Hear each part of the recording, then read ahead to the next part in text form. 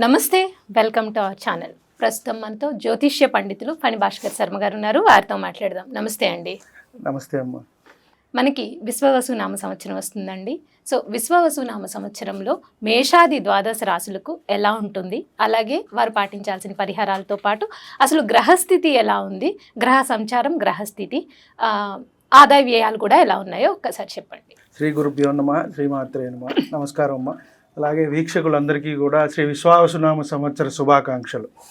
ముందుగా మనం చూసుకున్నట్టయితే గ్రహ సంచారం ఎలా ఉంది అనేది ఒకసారి చూసుకుని దాని తర్వాత గ్రహస్థితి కూడా తెలుసుకునే ప్రయత్నం చేద్దాం. ముఖ్యంగా మనకి గ్రహ సంచారం వచ్చి మే 14 రాత్రికి ఏవైతే 15 మనకి గురువు మేషం వృషభం నుంచి మిథునంలోకి సంచరిస్తారు.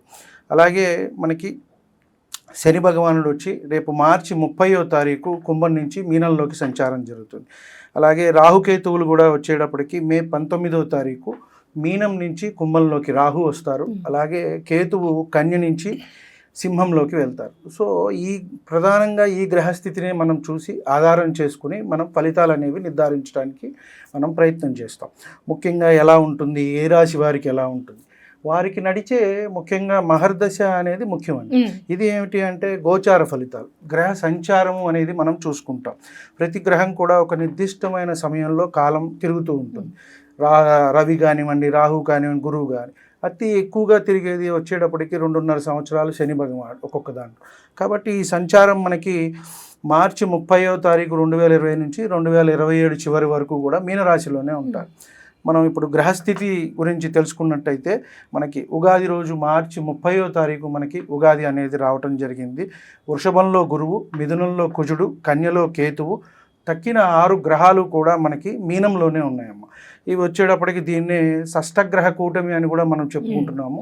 ఇది ఉగాది రోజే రావటం కూడా జరుగుతుంది. ఉగాది, షష్టగ్రహ కూటమి, అలాగే శని భగవానుడు కూడా మారుతున్నాడు. కాబట్టి మేజర్ ప్లానెట్స్ అన్నీ కూడా ఇప్పుడు మనకి ఈ చేంజెస్ అనేవి వస్తున్నాయి. కాబట్టి మీనంలో మనం ముందుగా చూసుకున్నట్టయితే రాహువు, రవి, చంద్రుడు, శుక్రుడు, బుధుడు, శని, ఈ 6 గ్రహాలు మనకి మీనంలోనే ఉంటాయి. కాబట్టి మనకి దీనివల్ల ఏదైనా ప్రభావం చూపిస్తుందా దేశ కాలమాన పరిస్థితుల మీద అనుకుంటే వాటి మీద కొంత ప్రభావం అనేది చూపిస్తుంది. వ్యక్తిగతంగా కొంత తక్కువనే మనం చెప్పవచ్చు. షష్టగ్రహ కూటమి కానివ్వండి, ఎందుకంటే ఒక 6 గ్రహాలు ఒక రాశిలో కలిసినప్పుడు కొంత ఇబ్బందిగానే ఉంటుంది ఎవరికైనా సరే. కాబట్టి ఆ ఫలితం అనేది కొంచెం అటు ఇటుగా అనేది మనకి ఉంటూ ఉంటుంది. గురువుని తీసుకున్నట్టయితే మనకి మే 14 నుంచి వృషభం నుంచి మిథునంలోకి వెళ్తారు. మళ్ళీ అక్టోబర్లో కొంత అతిచారం వల్ల కర్కాటకానికి వెళ్ళి మళ్ళీ వక్రించి మిథునానికి వచ్చేస్తారు. ఇది సంచారం.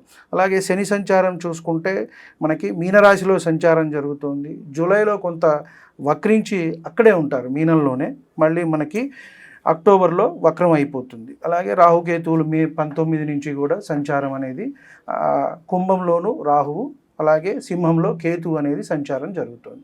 ముఖ్యంగా ఈ గ్రహస్థితి అలాగే గ్రహ సంచారాన్ని బట్టే మనము వచ్చే ద్వాదశ రాశులకి కూడా మన ఫలితం అనేది చెప్పడానికి అవకాశం ఉంది. సార్, విశ్వవసు నామ సంవత్సరంలో మేషాది ద్వాదశ రాశి ఫలితాల్లో భాగంగా తులారాశి వారికి ఎలా ఉంది, అలాగే వారి ఆదాయ వ్యయాలు, ఈ సంవత్సర ఫలితాలు మొత్తం చెప్పండి.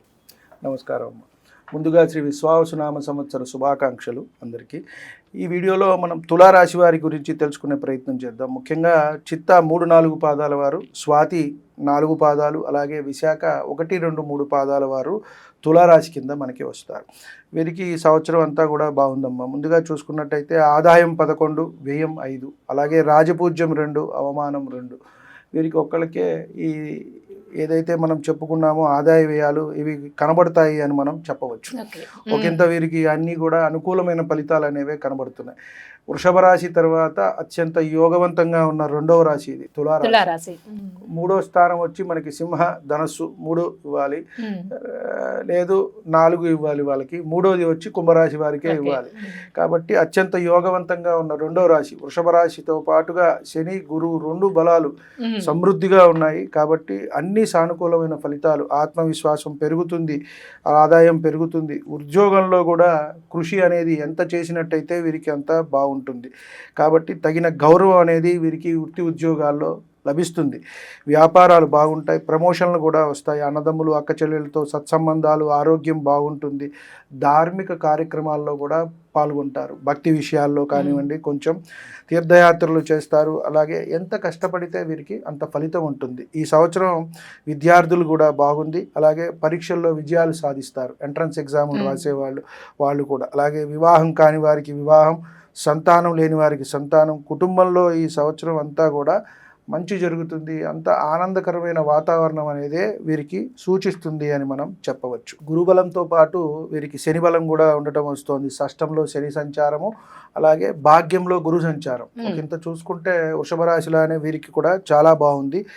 అందరి మీద అంటే ఉద్యోగంలో ముఖ్యంగా తీసుకున్నట్టయితే ఆధిపత్యం చలాయిస్తారు, ఇంటా బయట కూడా ఒకంత పేరు ప్రఖ్యాతులు, అలాగే రాజకీయ రంగాల్లో ఉన్నవారికి కూడా లాభము, వృత్తి ఉద్యోగాల్లో ఉన్నతి, సంఘంలో కూడా పేరు ప్రఖ్యాతులు. అంటే మనకు కొంచెం రికగ్నైజ్ అనేది వస్తుంది, ఓకే మనం ఉన్నాము, మనల్ని గుర్తిస్తున్నారు జనాలు అన్న భావన, ఒక సాటిస్ఫాక్షన్ అనేది వారికి వస్తుంది.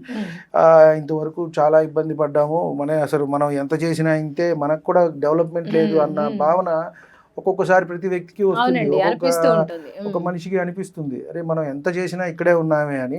దాని నుంచి వీరు బయటపడే అవకాశం అయితే కనబడుతోంది. ఈ సంవత్సరం వీరికి